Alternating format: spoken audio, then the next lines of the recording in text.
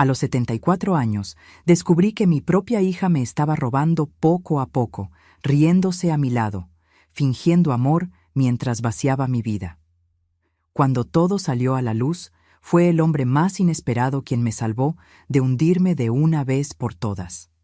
Si estás viendo este video, deja un comentario diciendo de qué país eres. Tu presencia aquí me importa mucho. Mi nombre es Lupita Herrera y tengo 74 años. No soy una mujer que acostumbre pedir ayuda. Nunca lo fui. Desde los 20 años aprendí que el mundo no se detiene a esperar, así que era yo quien corría tras él. Crié a mi hija sola, con el salario que tenía, trabajando 2 turnos al principio, lavando ajeno para las vecinas los fines de semana, costurando prendas a mano cuando era demasiado tarde para estar de pie, pero demasiado temprano para dormir. Todo esto después de que mi marido Rogelio se fuera cuando Fernanda tenía apenas 3 años.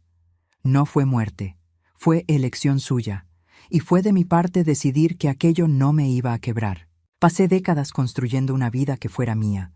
Una vida pequeña, sí, pero era mía.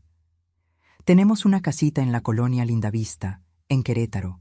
2 salas, 3 recámaras, una cocina que transformé en el lugar más cálido de la casa. No era grande, pero yo conocía cada ladrillo de esas paredes, cada marca del tiempo en los escalones que llevaban al cuarto de él, que mantuve exactamente como Rogelio lo dejó por muchos años, por pura costumbre, y después porque la estancia me daba un consuelo extraño, como si él todavía estuviera en algún lugar dentro de esos muros. Fernanda creció bonita y lista. Era buena alumna, me decía la maestra. Ponía atención, ayudaba a sus compañeros, era educada. Yo me sentía orgullosa. Orgullo de ese tipo que duele en el pecho, ¿saben? Del tipo que te hace detenerte a mitad de la cocina, con la mano en la fibra y los ojos llorosos, pensando, todo esto lo hice yo sola. Y salió bien. Cuando cumplió 20 años, ya se había graduado de administración en una universidad pública y ya tenía un buen empleo en una oficina del centro. Ya no era yo quien la ayudaba, sino ella a mí. Me mandaba dinero cada mes, insistía en que dejara de trabajar, que descansara, y yo lo hacía siempre que podía, pero no era fácil parar. Mi cuerpo ya no era el mismo, pero mi espíritu seguía jalando.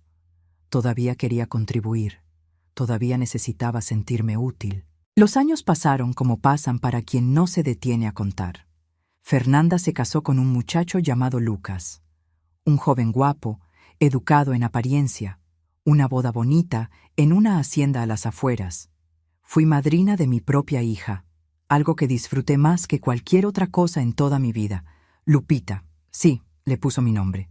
Lupita la nieta, a quien yo llamo Lupititita, para no confundirnos. Nació con los ojos grandes y la boca de su abuelo Rogelio, y yo me quedaba sentada en el sillón de la sala, cargando a esa criaturita, pensando que tal vez la vida nos devuelve lo que se llevó, solo que en formas diferentes. Pero Lucas se fue borrando de la vida de ellas. No de golpe, sino poco a poco, como una marea que retrocede sin avisar. Primero cambió el tono, luego los fines de semana, después las promesas. Y entonces, cuando la pequeña Lupita tenía 4 años, Fernanda me llamó llorando. Él se había ido, igual que su padre, y yo me senté en una silla de mi cocina, pegando el teléfono al oído, escuchando a mi hija desmoronarse, y pensé, otra vez no. No puedo ver que esto pase otra vez. Pero pasó. E hice exactamente lo que hace una madre. Fui a su casa, empaqué las maletas, cargué a la niña y me las traje conmigo. Vivieron conmigo casi 2 años. Fueron los años más cansados y los más hermosos que viví en mucho tiempo. La casita de Lindavista se llenó de vida otra vez. Risas, alboroto, calor. Fernanda se reorganizó. Volvió al trabajo, se mudó a un departamento más grande, metió a la niña en una buena escuela. Yo iba a visitarlas cada semana, a veces 2 veces, y la vida, como siempre, siguió su curso. Pero me quedé con esa sensación de que algo iba a cambiar. No sé si era un presentimiento o solo la experiencia de una mujer que ya ha visto muchas cosas derrumbarse sin previo aviso. A los 68, empecé a sentir que mi cuerpo se iba frenando de una forma que ya no era solo cansancio. Las rodillas me latían cuando subía la escalera. Mi vista se nublaba en la oscuridad. Un día me caí en el baño. No fue una caída grave, pero fue suficiente para entender que ya no era la misma que cargaba 2 canastas llenas de ropa sin suspirar. Fui al médico, como Fernanda me pedía sin dejar de marcarme, y él habló de artritis, de presión alta, de irme despacio. Pero, ¿quién puede ir despacio cuando tiene una vida entera que cuidar? Aunque el cuerpo fuera más lento, la casita seguía siendo mi mundo. Sembraba en el patio. Cocinaba para los vecinos cuando había fiesta. Iba a misa cada domingo, platicaba con las mismas personas que conocía desde joven. Era una vida sencilla, era mi vida. Y en aquel tiempo todavía creía que la persona en quien más podía confiar en el mundo era mi hija. Esa creencia fue lo más caro que tuve que pagar en toda mi vida. Las primeras señales llegaron lento, tan lento que no parecían nada. Fernanda empezó a interesarse más por mi casita, no por el cariño que yo le tenía, ni por preguntas sobre mis vecinos, sobre cómo estaba yo o cómo iba la hortaliza. No, era un interés diferente. Preguntaba por el valor de la casa, por el terreno, por las escrituras. «Mamá, ¿tienes los papeles de la propiedad guardados?», preguntó un día, en una visita de domingo, mientras la niña jugaba en el patio. «Claro que los tengo, mi amor, en el cajón de arriba del escritorio, donde siempre han estado». «¿Por qué?». «Nada, solo quería saber si estaban organizados, por si un día llegas a necesitar algo». «Por si llego a necesitar». Lo que quería decir con eso no lo entendí en ese momento, y no pregunté. Era domingo. El sol estaba bonito. Mi nieta se reía en el patio. No era momento de amargar las cosas. Pero una semana después, algo me hizo pensar en esa plática otra vez. Estaba sola en la cocina, picando chayote para la comida, y de repente recordé el tono de su voz cuando preguntó por los papeles. No era el tono de una hija preocupada. Era el tono de alguien que estaba haciendo un inventario. Y por un segundo, la sensación fue tan fuerte que dejé de picar y me quedé ahí, con el cuchillo en la mano, mirando por la ventana sin ver nada. Luego sacudí la cabeza y seguí. Era mi hija. Estaba exagerando. Eso era lo que me decía a mí misma. Cada vez que algo me parecía extraño, me decía que estaba exagerando. Porque aceptar lo contrario era aceptar algo que no quería aceptar. Y en ese momento de la vida, todavía tenía energía suficiente para fingir que todo estaba bien. Siempre viví con una rutina que me ayudaba. Me levantaba temprano, preparaba café de olla cargado, salía al patio a ver cómo habían pasado la noche las plantas y me quedaba un rato sentada, sin prisas, escuchando los pájaros. Era mi momento, mi lugar. Después de eso, el día podía traer lo que quisiera, que yo ya estaba preparada. Fernanda pasaba por mi casa casi cada semana, a veces sola, a veces con la niña, y yo me ponía feliz con cada visita, porque la soledad es algo que uno no admite fácilmente, pero que vive en el pecho como una piedra que solo aparece cuando dejas de moverte. Yo no paraba. Pero en algún instante de la noche, esa piedra estaba ahí. Fue al comenzar mis 70 años, cuando Fernanda empezó a preguntar más seguido por los papeles. No solo los de la casa, por mi pensión, por la cuenta del banco, por el seguro de vida que Rogelio me dejó cuando se fue. Algo que nunca toqué, que se quedó guardado todos estos años como un hecho de la vida en el que no necesitaba pensar. «Mamá, ¿sabes cuánto hay en esa cuenta?», preguntó una noche, mientras yo preparaba un atole en la cocina. «No me pongo a contar, hija, nunca la he tocado. Pero es un dinero que está ahí parado, está perdiendo su valor. No me importa, no lo necesito». «¿Y si un día lo necesitas?». La miré y vi algo que no pude identificar en ese momento. Era una mirada distinta. No una mirada de preocupación de hija. Era más una mirada de cálculo, de quién mide las distancias antes de dar el salto. Pero no me permití pensar en eso, porque Fernanda era mi hija. Y cuando crías a alguien con todo lo que tienes, es difícil aceptar que esa persona pueda verte de forma diferente a como tú la ves a ella. Así que me tragué esa sensación y seguí moviendo el atole. Los cambios en el día a día llegaron poco a poco, como el agua que desgasta la piedra sin que ésta se dé cuenta. Fernanda empezó a convencerme de que debía abrir una cuenta compartida. Argumentó que era más fácil para ella ayudarme con los pagos de los servicios si yo llegaba a necesitar algo urgente, que era más seguro, que era más práctico. No me puse pesada, porque lo que decía tenía sentido por encima y yo no tenía energía para cuestionar. Estaba cansada, estaba más vieja, y confiar en mi hija parecía lo más natural del mundo. Lo que no supe en ese entonces es que fue ese día cuando dejé mi puerta abierta. Alrededor de ella estaba rodeada de otras personas que me importaban. Estaba doña Amparo, mi vecina de siempre, que venía diario a traerme un trozo de pan dulce o un cafecito y se quedaba platicando en la sala hasta el mediodía.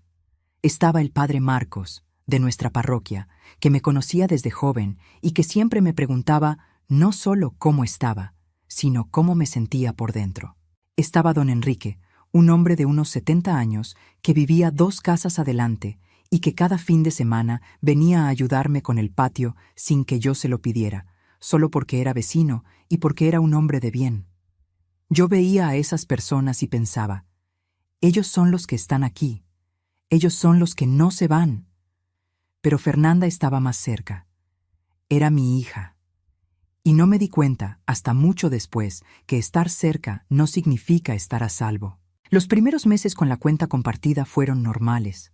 Fernanda depositaba, a veces sentía que me ayudaba con algún recibo que se iba venciendo.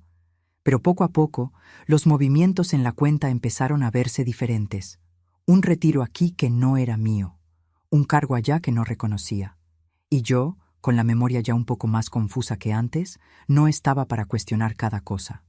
Estaba cansada, y confiar en mi hija era más fácil que pensar que podía estar traicionándome. Doña Amparo fue la primera en notar algo. Era una tarde de martes, casi al mediodía, cuando llegó con un dulce de biznaga del que estaba muy orgullosa, y se quedó conmigo en la sala platicando, mientras yo sentía un cansancio en la rodilla izquierda. Era una mujer observadora, siempre lo fue. «Lupita, ¿estás bien?» «Sí, Amparo. Solo un poco cansada». «No es solo eso. Tienes un semblante diferente. Pareces preocupada por algo». No quise contarle nada. No tenía ganas. Pero algo en la forma en que preguntó, con esa voz suave y sin juzgar, me hizo sentir que podía hacerlo. «Fernanda me está pidiendo muchas cosas con los papeles. Documentos. La cuenta. Sé que está preocupada, pero... ¿Pero qué? Pero parece algo más que preocupación». Doña Amparo no dijo nada por un momento. Solo me miró con esos ojos que ya veían más que los míos. Y entendí que ella estaba pensando lo mismo que yo intentaba no pensar. Aquel fue un momento importante en mi vida, aunque no me di cuenta en esa hora. Fue el primer momento en que admití, aunque fuera ante otra persona y no todavía ante mí misma, que algo andaba mal. Y admitir es el primer paso para dejar de fingir. Pero fingir es lo que hacemos cuando no estamos listos para enfrentar. Y yo todavía no lo estaba. Los días siguieron. Fernanda seguía viniendo. Seguía preguntando. Seguía pidiéndome que firmara cosas que yo no leía con cuidado, porque ella decía que eran trámites burocráticos, cosas de las que yo no debía preocuparme. Y yo seguía firmando, porque era mi hija, y porque a los 71 años uno ya no tiene energía para cuestionar cada hoja de papel que le ponen enfrente. Era como si la vida me estuviera llevando por una corriente que yo no veía, y yo me estaba dejando llevar. Cuando una casa empieza a sentirse extraña, no te das cuenta de un momento a otro. Es un clic aquí, una plática allá, una sensación que aparece a mitad de la noche y que intentas empujar hacia abajo con café y oraciones por la mañana. Pero un día, la sensación se vuelve demasiado grande para tragársela. Fue en el invierno cuando empecé a notar que Fernanda venía a mi casa más seguido, pero de una forma distinta. No venía solo a preguntar cómo estaba, a tomar un café o a platicar como hija. Venía con un propósito. Miraba alrededor de la sala, midiendo las cosas con la vista.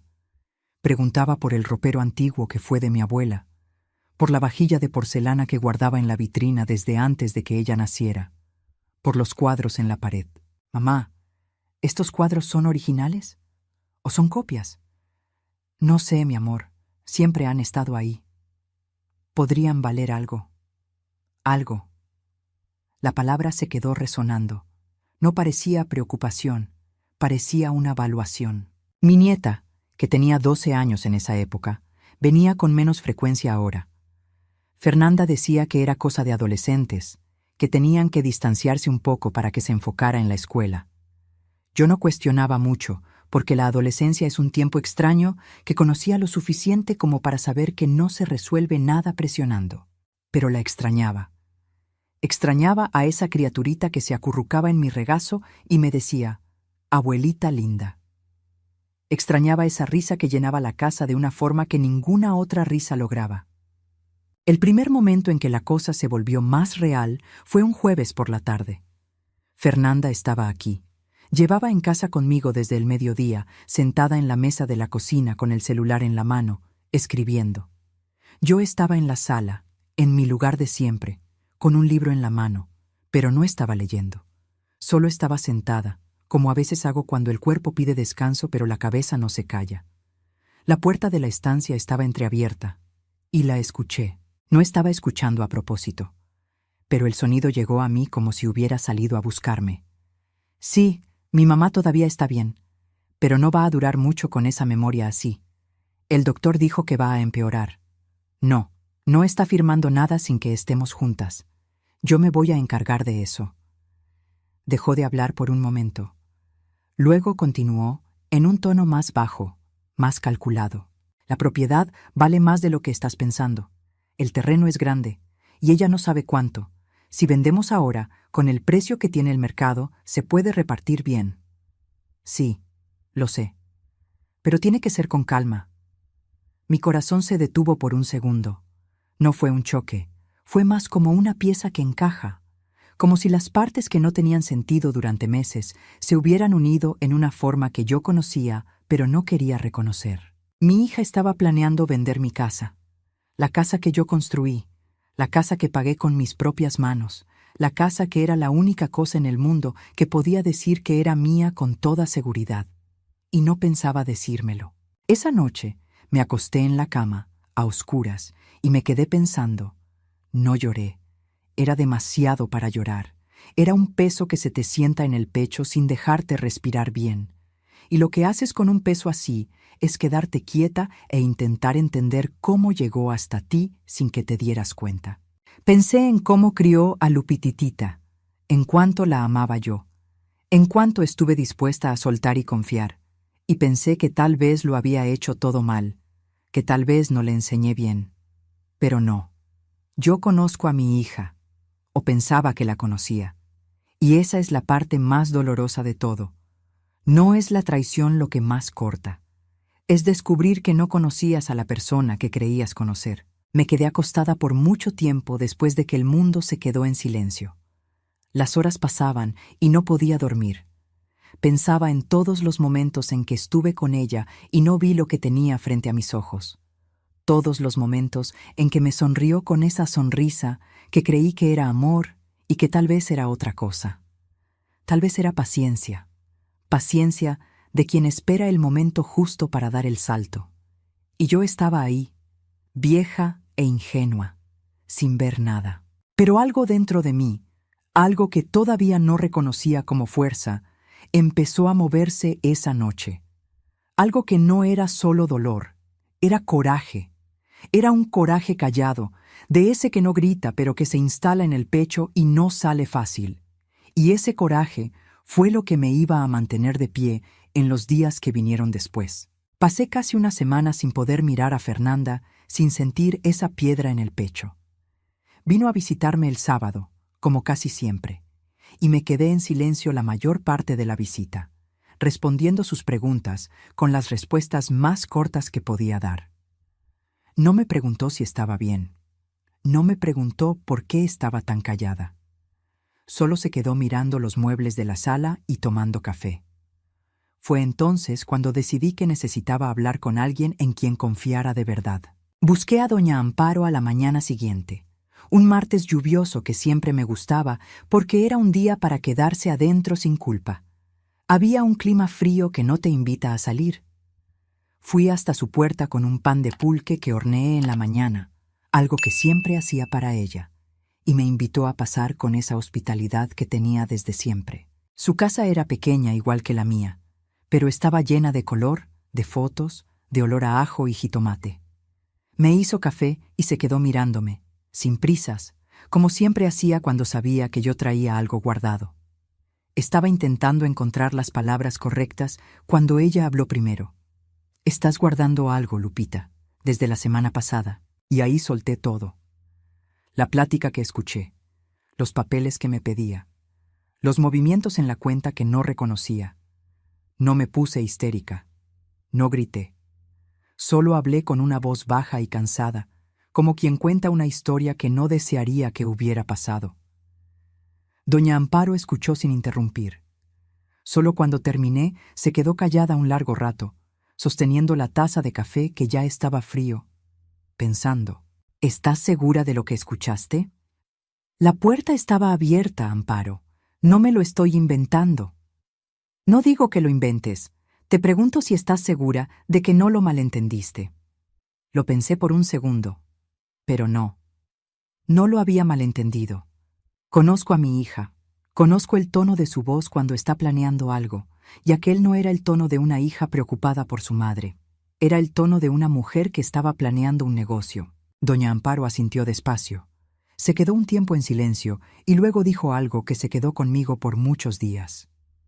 «Lupita, ya estamos viejas. Y cuando nos hacemos viejas, el mundo empieza a tratarnos como si ya no fuéramos reales. Como si nos volviéramos un mueble más en la sala. Algo para usar y luego desechar. A veces no es falta de amor, es falta de vernos». No estuve completamente de acuerdo con ella, porque en el caso de Fernanda no faltaba vernos. Faltaba voluntad para no hacerlo. Era una elección, y las elecciones son más dolorosas de aceptar que los descuidos. Pero la plática con doña Amparo me ayudó a respirar. Me ayudó a sentir que no estaba sola en esto, y eso era lo que me faltaba. Don Enrique fue la segunda persona a la que se lo conté. No porque planeara decírselo a mucha gente, sino porque vino el fin de semana como siempre para ayudar en el patio. Y cuando me preguntó, con ese modo gentil que tenía, si estaba bien, no pude mentirle. No lo estaba. Se quedó sentado en la banca del patio, con las manos en las rodillas, escuchando todo. Y cuando terminé, se quedó mirando las plantas un rato, con un aire pensativo que yo conocía bien. Luego dijo: «Tienes que hablar con un abogado. No con mi hija, no con su doctor, con un abogado». Dudé. Parecía un paso muy grande para una mujer que nunca en su vida tuvo necesidad de pedir ayuda legal. Pero don Enrique me miró de una forma que no era un ruego, sino una indicación. Y supe que tenía razón. Aquel fin de semana fue uno de los más pesados de mi vida. No hacía un frío intenso, pero era un peso interno que parecía volver el cuerpo más lento, más pesado, como si la gravedad fuera mayor dentro de mí que en el resto del mundo. Salía al patio y veía las plantas que sembré con tanto cuidado, y pensaba que ellas no sabían nada de lo que estaba pasando. Solo crecían, porque eso es lo que hacen. Y yo estaba ahí, intentando decidir si yo también iba a crecer o si me iba a quedar parada donde estaba. El padre Marcos me ayudó en esa parte. En la misa de ese domingo, después de la ceremonia, se sentó conmigo en una banca de la iglesia y me preguntó cómo estaba. Y yo, por una razón que hasta hoy no entiendo bien, abrí la boca y se lo conté a él también. No todo, pero sí lo suficiente. Escuchó con esa paciencia suya, sin juzgar, sin dar consejos apresurados, y al final solo dijo: «Lupita, no estás mal por sentir esto, pero estarás mal si lo sigues cargando sola». Y supe que él también tenía razón. El abogado se llamaba licenciado Eduardo López. Era un hombre de unos 50 años, flaco, con lentes de armazón delgado, y un modo de hablar que no era apresurado, lo que me hizo sentir más cómoda de lo que esperaba. Don Enrique era quien lo conocía, y fue él quien me llevó a la cita un jueves por la tarde, manejando su carro viejo con cuidado por las calles del centro. Me senté en la sala de espera con esa sensación extraña de estar en un lugar que nunca imaginé necesitar. No estaba tan nerviosa, más bien estaba cansada. El cansancio de cargar algo por dentro sin poder sacarlo. Cuando me llamaron, el licenciado Eduardo me recibió con una sonrisa que no se sentía falsa. Me invitó a acomodarme, me ofreció agua y se quedó escuchando todo lo que yo tenía que contar, sin prisas, sin interrumpir, sin hacerme sentir que estaba exagerando o que era demasiado vieja para entender las cosas. Después de que terminé de hablar, se quedó en silencio un rato, anotando algo en un papel. Luego levantó la vista y habló con cuidado. Doña Lupita, lo que usted me cuenta es muy serio. La cuenta compartida que su hija abrió con usted le da autorización legal para hacer movimientos sin su permiso. Y si tiene documentos que la reconocen como apoderada o representante legal suya, ahí el problema es todavía mayor. Mi estómago se hundió, no porque no esperara escuchar eso, sino porque escucharlo de la boca de alguien que entiende lo volvió más real, más pesado. ¿Qué puedo hacer? Primero, necesitamos revisar todos los documentos a los que su hija tiene acceso. Necesito que me traiga todo lo que tenga. Después, vamos a cancelar la cuenta compartida y abrir una nueva solo a su nombre. Y vamos a levantar un acta por los movimientos que identifiquemos como no autorizados. Un acta contra mi hija. La palabra pesó en el aire por un segundo antes de que la asimilara. Pero el licenciado Eduardo me miró con un modo que no era de lástima, sino de respeto. Usted no está mal por defenderse, doña Lupita. Esto no es una traición contra su hija. Es proteger la vida que usted construyó. Salí de la consulta con un peso diferente en el pecho. No el peso del dolor que seguía ahí, sino un peso nuevo. El peso de haber decidido. De haber tomado un camino que durante meses no me pareció posible. Y al mismo tiempo, un alivio extraño. Como si finalmente hubiera dejado de fingir que todo estaba bien cuando no era cierto. Don Enrique me esperó en el carro, con el radio prendido en un volumen bajo, y cuando entré no preguntó nada al principio. Solo manejó en silencio un rato, y cuando salimos del centro y entramos en la calle más tranquila que llevaba a la colonia, dijo: «¿Cómo te fue?» Fue como tenía que ser. Asintió sin preguntar más. Y yo me quedé mirando por la ventana cómo pasaba el mundo, pensando que tal vez la valentía no fuera todo aquello que sentía en el pecho. Tal vez solo era el cansancio de cargar demasiado peso por demasiado tiempo. Y decidir finalmente poner el peso en el suelo. En los días siguientes, empecé a organizar los papeles con cuidado. Busqué las copias de los contratos, de los estados de cuenta, de todo lo que había en el escritorio, y cuando fui al cajón donde siempre guardaba los papeles de la casa, faltaban cosas. No todo, pero sí lo suficiente para saber que Fernanda tenía un pedazo de mi vida en sus manos sin que yo se lo hubiera dado. No estaba sorprendida. Pero mi mano temblaba cuando tomé la carpeta y la metí en la bolsa para llevársela al licenciado Eduardo. Volví a la consulta 2 días después, esta vez sola. Don Enrique me ofreció llevarme, pero no quise. Necesitaba ir sola. Necesitaba sentir que estaba haciendo esto con mis propias manos, sin que nadie me cargara. Era importante para mí. Era importante para la persona que quería ser al final de todo esto. El licenciado Eduardo recibió los documentos con esa paciencia suya.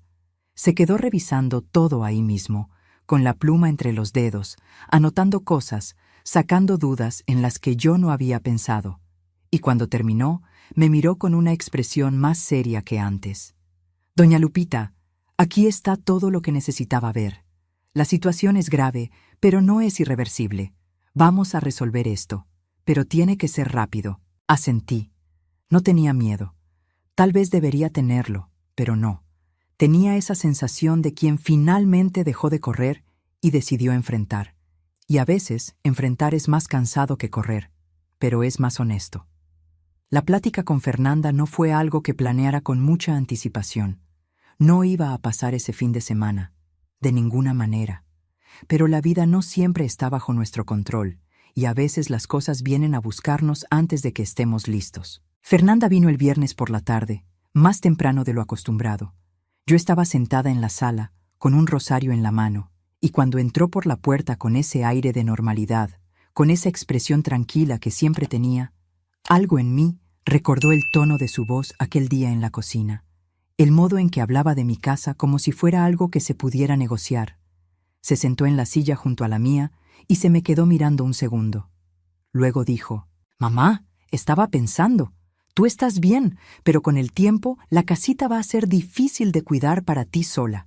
Tal vez sea bueno que pensemos en una solución». «Solución». La palabra fue como un interruptor. «¿Qué tipo de solución, Fernanda? Sé que es difícil hablar de esto, pero el mercado inmobiliario está muy bien ahorita. Si vendemos la casa, podrías quedarte con nosotros en el departamento. Tendrías más espacio, más comodidad. Yo podría cuidarte de cerca». Siguió hablando, pero yo ya no la escuchaba. La estaba mirando. Miraba esa cara que conocía desde que vino al mundo e intentaba pensar que estaba escuchando mal. Pero no. Entonces, sin prisas, sin gritos, sin dramas, dije: «Sé lo que estás haciendo, Fernanda». Se detuvo. No fue un detenerse de sorpresa. Fue un detenerse de quien intenta ajustar la expresión lo suficientemente rápido para parecer inocente. Pero yo conocía a mi hija. Conocía ese gesto que ponía cuando no lograba fingir lo suficiente. «¿Qué, mamá?» «Sé lo de la cuenta, lo de los movimientos que no hice yo, lo de los papeles que faltan del cajón, y sé que estabas planeando vender mi casa sin decirme nada». El silencio que quedó después de mis palabras fue el más pesado que he sentido en la vida. No estábamos en una sala, estábamos en una especie de vacío entre las dos. Un vacío que parecía haber estado ahí mucho tiempo, pero que solo en ese momento se hacía visible. Fernanda se quedó quieta. No discutió. No puso cara de inocente. Solo se quedó mirándome con esos ojos que de repente se veían diferentes. Parecían los ojos de alguien que ha sido atrapado. Y por primera vez en muchos meses vi algo en ella que ya no estaba disfrazado. Vi a la persona que no conocía. «Mamá, yo...» «No hace falta que expliques. No hace falta que justifiques. No te estoy pidiendo disculpas ni una explicación que vaya a hacer que todo esté bien. Solo te estoy diciendo que lo sé, y que a partir de ahora todo se verá con mi abogado». Se levantó de la silla despacio, como si estuviera en un sueño. Se quedó un segundo parada a mitad de la sala, mirando alrededor como si viera ese lugar por primera vez. Luego tomó su bolsa, ya no me miró, y salió por la puerta sin decir palabra. El sonido de la puerta cerrándose fue el ruido más fuerte que escuché en esa casita en mucho tiempo. Me quedé sentada en la sala no sé cuánto tiempo después. El sol se estaba yendo por las ventanas. Las sombras crecían en los rincones, y yo estaba ahí, en medio de todo eso, sintiendo dos cosas al mismo tiempo. Un dolor que era casi físico, como si algo me hubieran arrancado del pecho, y al mismo tiempo una ligereza, como si un aire que estaba atrapado por mucho tiempo finalmente hubiera salido. No lloré esa noche, no tenía ganas. Solo fui a la cocina, me preparé un cafecito caliente, me senté en el pórtico y me quedé mirando las estrellas que salían una por una en el cielo oscuro. Y pensé que aquello era mío, ese pórtico, esas estrellas, esa vida que construí con mis propias manos, sola, sin que nadie me ayudara, y nadie me lo iba a quitar. Me quedé ahí mucho tiempo. El frío de la noche fue llegando poco a poco, pero no me movía. Era como si esa silla del pórtico fuera el lugar correcto para estar en esa hora. El lugar donde todo aquello podía digerirse sin que nadie me viera, sin que nadie me preguntara cómo estaba, sin tener que fingir que estaba bien. Pensé en Rogelio, en cómo se fue sin explicar bien nada, en cuánto dolió en ese tiempo, pero en cómo, con los años, aprendí que irse sin explicación es más honesto que quedarse y mentir diario. Y pensé en Fernanda, que se quedó por años, que se quedó a mi lado, y que aún así se fue de una forma que fue peor que la de Rogelio, porque Rogelio se fue y yo supe que se había ido. Fernanda se quedó y yo no sabía que se estaba alejando. Eso es lo que corta más profundo. La traición que viene de cerca, de la persona que tenías más cerca. Los días que siguieron fueron extraños. No extraños en el sentido de caóticos o difíciles, sino en el sentido de silenciosos. Como si la casa hubiera perdido un sonido que estuvo ahí tanto tiempo que no me di cuenta de cuánto espacio ocupaba hasta que se fue. Fernanda no llamó, no mandó mensajes, no intentó venir a visitarme. Y yo, que por tanto tiempo estuve preocupada por su distanciamiento, descubrí que cuando el distanciamiento es voluntario de su parte, se siente de una forma distinta. No dolía de la misma manera, dolía de una forma más limpia, como una herida que dolía cuando estaba escondida, pero que al estar expuesta al aire, empezaba a cicatrizar. El primero en aparecer fue don Enrique. Vino a la mañana siguiente, un sábado, con una bolsa de plátanos machos que me traía desde el jueves, como habíamos quedado. No sabía nada de lo que había pasado. Pero cuando se quedó sentado en la banca del patio, tomando el café que le hice, y me miró con esos ojos que siempre preguntaban sin usar palabras, supe que se dio cuenta de que algo era diferente. ¿Todo bien, Lupita? Sí. Hablé con ella. No preguntó cómo fue. Solo asintió despacio, como quien reconoce que la persona frente a él está pasando por algo que no necesita explicación. Y se quedó ahí, en la banca, todo el tiempo que necesité que estuviera. Eso fue lo más importante que hizo. No fue lo que dijo, no fue el consejo que dio. Fue el hecho de estar ahí, presente, sin pedir nada, sin esperar nada. Solo un hombre mayor sentado en una banca del patio, tomando café y acompañando a una mujer mayor que necesitaba a alguien al lado sin tener que pedirlo. Doña Amparo vino el lunes, como siempre, con ese panqué que hacía cada inicio de semana. Pero esa semana el panqué era más grande. Y vino con su hija, una mujer de unos 40 años, que se quedó en la cocina ayudando con la comida mientras Amparo se quedaba conmigo en la sala. «No te voy a preguntar cómo estás», dijo, sentándose en la silla junto a la mía, con esa voz suave que tenía, «porque sé que no me vas a dar una respuesta que todavía no sientas». «Está bien, Amparo. Pero te voy a decir algo que sé. Lupita, hiciste lo correcto. Y sé que eso no hace que el dolor se quite, pero un día va a tener sentido». No estaba tan segura de si tendría sentido. Pero ahí estaba ella, sentada a mi lado, diciéndome eso con su modo de siempre, y confié. Porque doña Amparo nunca me había mentido en ningún día de la vida. El padre Marcos vino el domingo, como siempre. Pero ese domingo, en vez de solo saludarme en la puerta de la misa y preguntar cómo iba la vida, me invitó a tomar un café después. Nos quedamos sentados en una placita cerca de la iglesia, bajo un sol que calentaba rico, y me preguntó por Fernanda. No con curiosidad, sino con preocupación. Preocupación por mí, no por ella. «¿Cómo te sientes con todo esto?» «Cansada, padre, pero no es el tipo de cansancio que el descanso quita». Asintió sin mirarme, observando los pájaros que volaban en círculos. Y después de un rato, dijo, «Lupita, creemos que perdemos a la persona cuando hace algo así. Pero en realidad no perdemos nada. Descubrimos que la persona que creíamos que estaba ahí nunca estuvo. Y eso es un luto diferente, más difícil, a veces. Porque no hay cuerpo en un ataúd para enterrar. Solo hay un vacío donde pensabas que había algo». Esas palabras se quedaron conmigo por muchos días. Porque era exactamente eso. No estaba perdiendo a Fernanda, estaba perdiendo la imagen que tuve de ella por tanto tiempo. Y eso era más pesado de lo que estaba lista para cargar. Pero no lo estaba cargando sola. Y eso estaba haciendo toda la diferencia. Lupititita, mi nieta, fue la que tardó más en aparecer. No porque no le importara, sino porque Fernanda la estaba usando como intermediaria, sin que la niña supiera nada. Y cuando, 2 semanas después, mi nieta me llamó toda confundida, preguntándome por qué no contestaba las llamadas de su mamá y si estaba peleada con ella, tuve que pensar mucho qué decirle. No la iba a poner en medio. No la iba a usar como escenario para mi dolor. Así que solo dije, «Abuelita, está bien mi vida. Solo necesitaba estar un tiempo a solas pensando en cosas de la vida. Pero te quiero mucho, ¿sí? Lo sé, abuelita. Yo también te quiero. Y eso fue suficiente. No iba a resolver nada, pero fue suficiente para saber que esa niña seguía ahí, seguía siendo mi nieta, seguía siendo la criaturita que se acurrucaba en mi regazo, y que eso no iba a cambiar. Los días fueron pasando y la vida se fue haciendo más ligera poco a poco.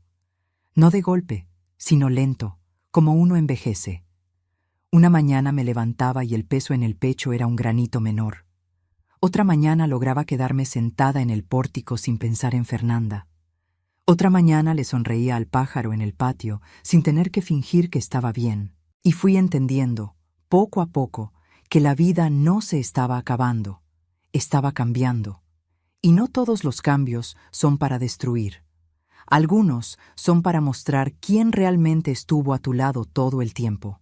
Don Enrique fue viniendo más seguido en esas semanas. Al principio pensé que era solo su modo de ser buen vecino, pero poco a poco me fui dando cuenta de que era algo más. Venía no solo a ayudar en el patio, venía a hacerme compañía. Venía a hacerme reír con historias de su juventud que contaba de una forma que parecía inventada, pero que yo sabía que era real. Venía a hacerme sentir que no estaba sola de una forma que nadie más estaba logrando. Y me fui dando cuenta, despacio, de que ese hombre era el tipo de presencia que yo no estaba acostumbrada a tener en mi vida.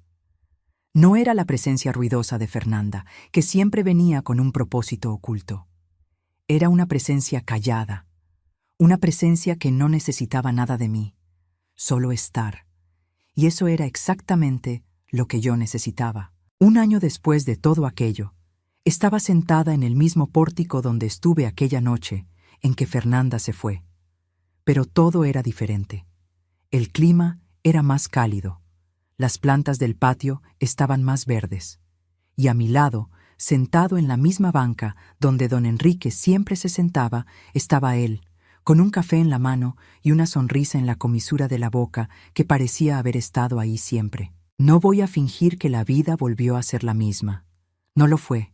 Mi hija no volvió, no mandó cartas, no intentó acercarse de ninguna forma que yo notara.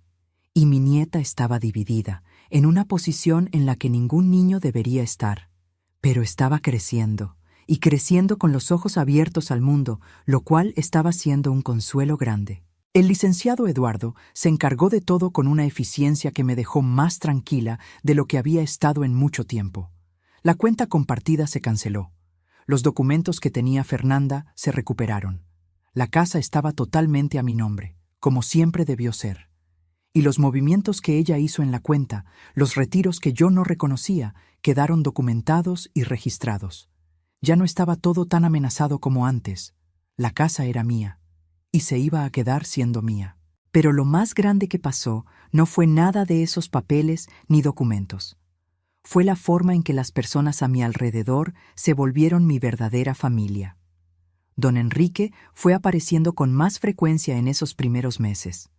Al principio creí que era solo su forma de ser vecino, pero poco a poco me di cuenta de que era algo más. Venía no solo a ayudar en el jardín, venía a preguntarme cómo estaba, venía a hacerme reír, venía a hacerme sentir que no estaba sola. Un día, en una tarde de domingo, cuando estábamos sentados en el pórtico tomando un café y escuchando los pájaros, me miró y dijo, con ese modo gentil suyo: «Lupita, sé que no es momento para hablar de esto, y si no quieres, lo entiendo.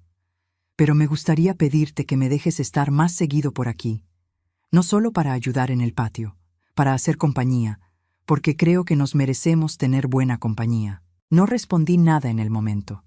Solo me quedé mirándolo un segundo, con esos ojos que mi hija nunca supo leer, pero que él leyó al instante, y sonreí. Una sonrisa pequeña, pero real. El tipo de sonrisa que parece volver después de mucho tiempo. Me gustaría mucho eso, Enrique. Y así fue, sin dramas, sin nada grande. Solo dos viejos sentados en un pórtico, tomando café y decidiendo que la vida permitía un poco más de calor. Doña Amparo fue la que más me ayudó a entender que uno puede recomenzar a cualquier edad.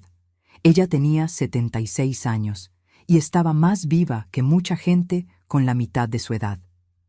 Me llevó a un grupo de caminata que frecuentaba, un grupo pequeño de personas de nuestra edad que se encontraban cada mañana de martes y jueves para caminar por el parque del barrio.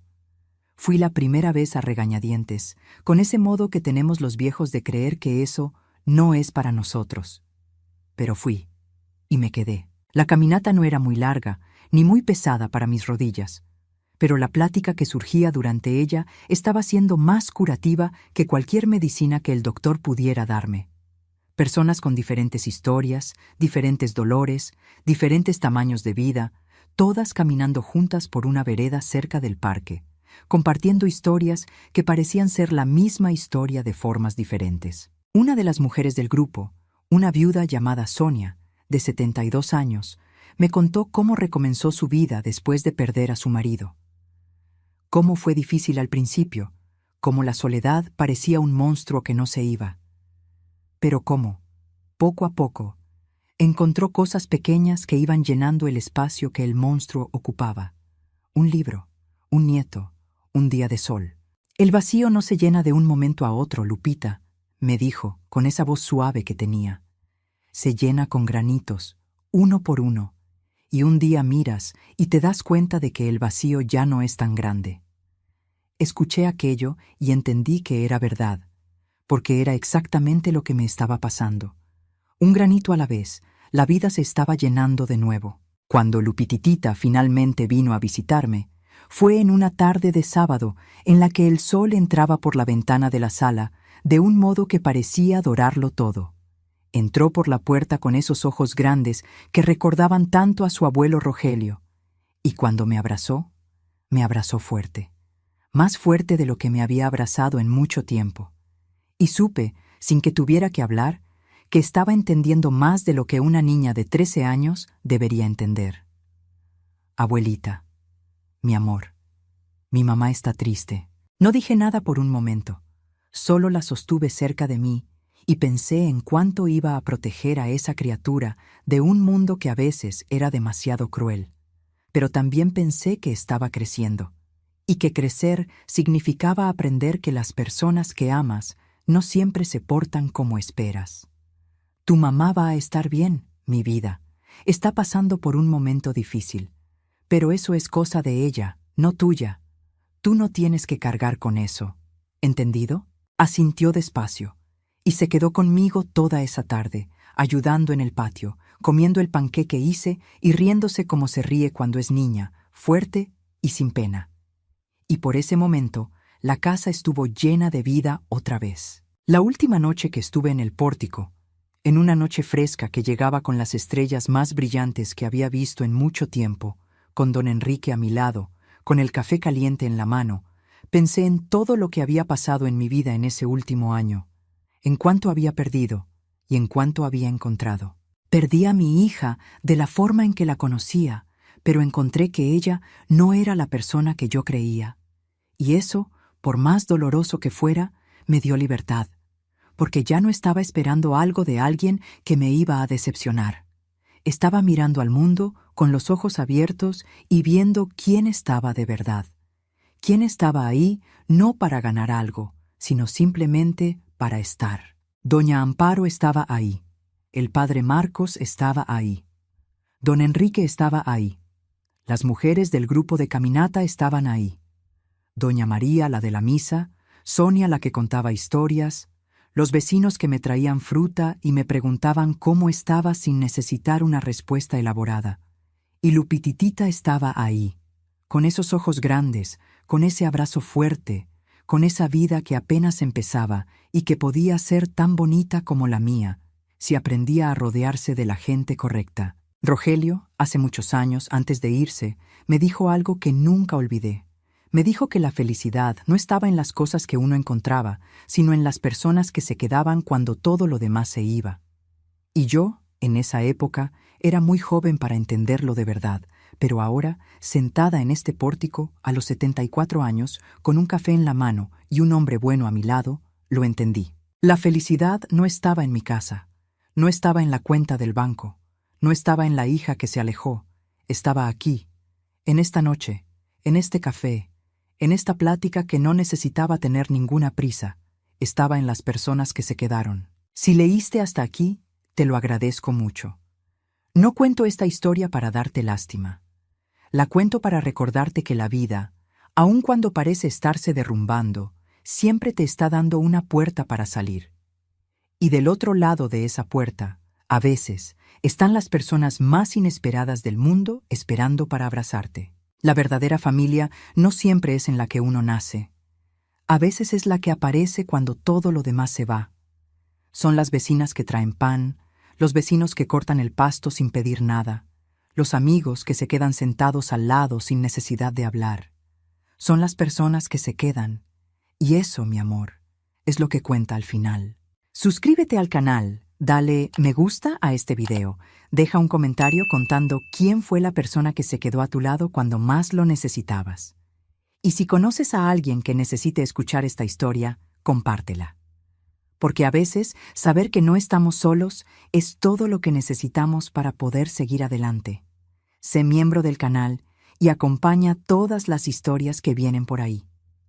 Nos encontramos en la próxima. Con mucho amor, su amiga Lupita.